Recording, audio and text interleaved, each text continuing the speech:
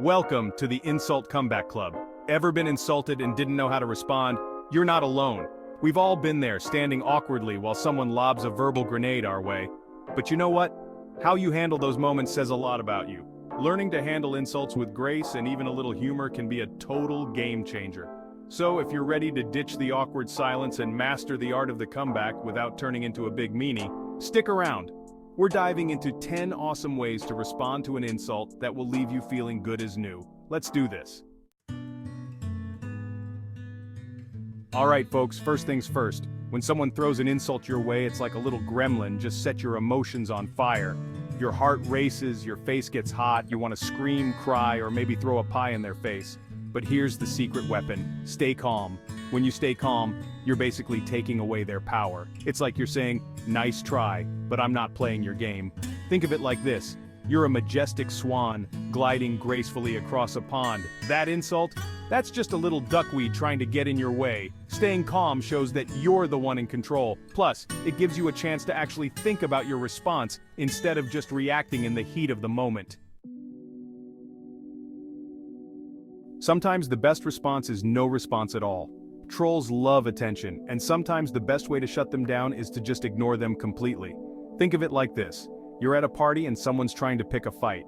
Are you going to engage with that negativity, or are you going to grab another mini quiche and find someone more fun to talk to? Exactly. Silence can be powerful because it shows that you're not going to stoop to their level. If someone's just trying to get a rise out of you, sometimes the best response is to simply smile politely and walk away.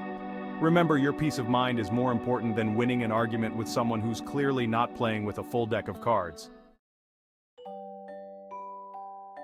Okay, let's be honest, a well-placed joke can be the ultimate comeback.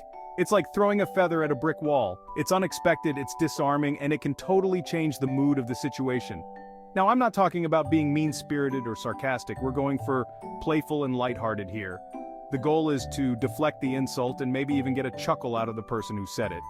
Think of it like this: someone makes a snarky comment about your outfit. Instead of getting defensive, you could say something like, "Oh, you hate it? I was going for 80s disco queen, but maybe I missed the mark." Humor isn't always appropriate, but when used wisely, it can be a powerful tool for diffusing tension and turning a negative situation into a positive one. Chapter 4: The Art of Agreement, Disarming with Acceptance. Sometimes the best way to respond to an insult is to simply agree with it. When you agree with an insult, you're basically taking away its power. Let's say someone calls you a goody two-shoes. Instead of getting defensive, you could say something like, "You know what? You're right. I am a goody two-shoes. I like to follow the rules and be kind to people." You took their insult and turned it into a positive statement about yourself. You owned it, and chances are the person who insulted you will be totally thrown off guard. They were expecting a fight, and instead they got agreement. It's like they just walked into a wall of pillows. This technique won't work in every situation, but it can be surprisingly effective in disarming an insulter and taking the wind out of their sails. Chapter 5: The Power of Inquiry. Ask for clarification. Ever notice how sometimes people say things they don't really mean? Or they'll make a comment without thinking about how it might make someone else feel? That's where asking for clarification can be super helpful. It's like holding up a mirror to the person who insulted you and making them really think about what they just said.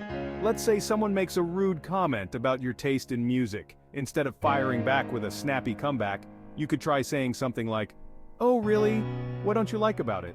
Or, "I'm curious, what makes you say that?" By asking for clarification, you're forcing them to explain their insult, which might make them realize how silly or unfounded it actually is. And hey, who knows? Maybe they'll even surprise you with a thoughtful answer.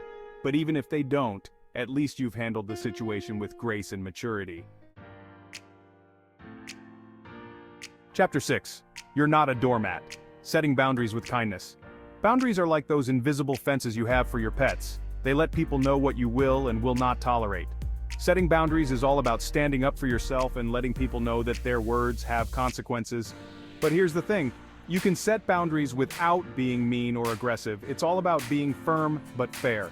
Let's say someone makes a hurtful comment about your appearance.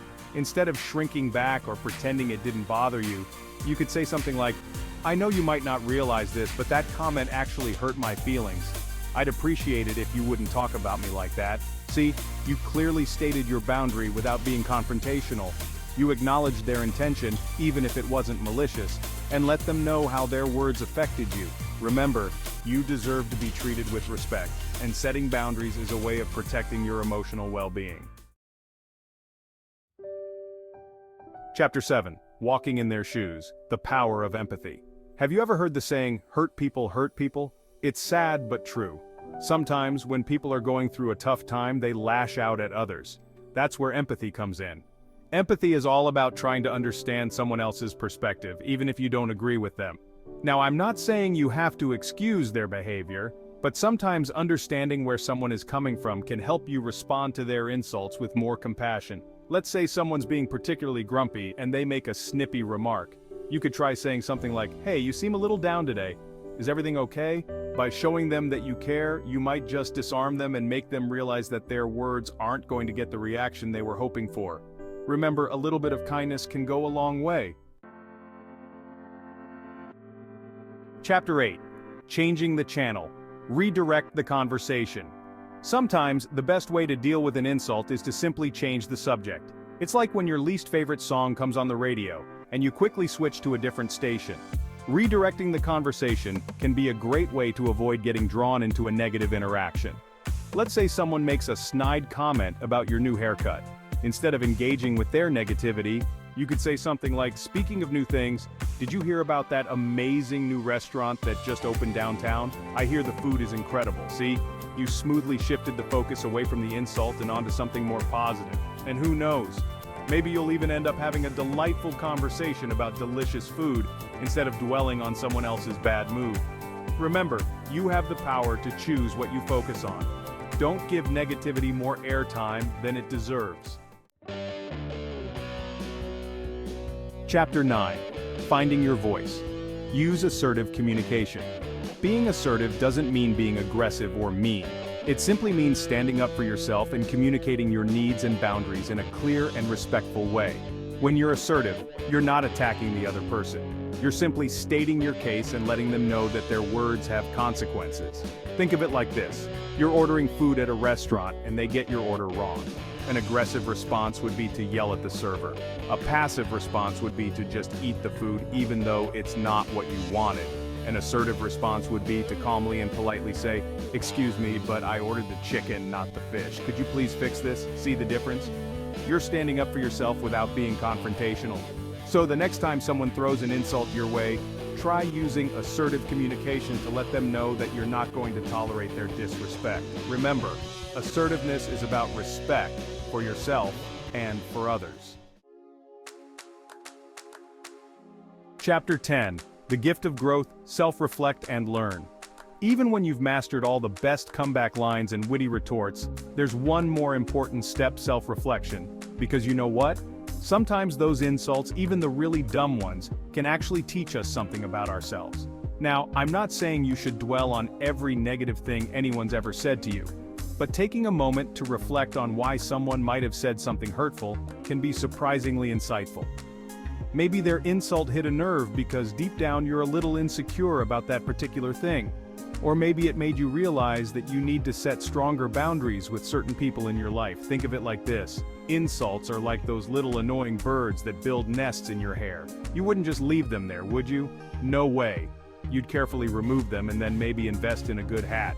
So the next time someone slings an insult your way, don't just brush it off.